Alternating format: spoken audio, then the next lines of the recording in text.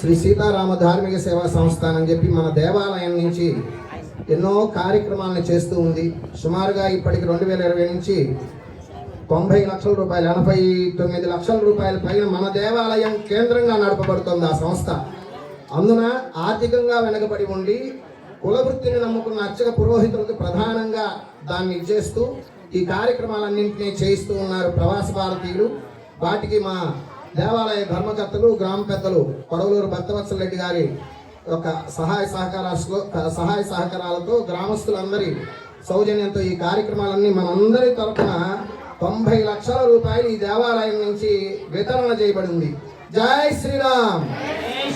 అప్పట్లో ఒకటకల్లా భగవన్నామ స్మరణ వాళ్ళని కాపాడి ఈ దేవాలయం నుంచి ఇంకెంతో మందికి సంరక్షణ కావాలని కోరుకోవాలి.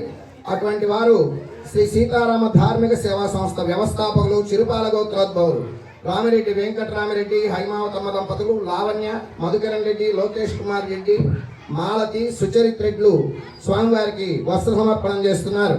తేజోవస్యావస్సవిత ప్రసవే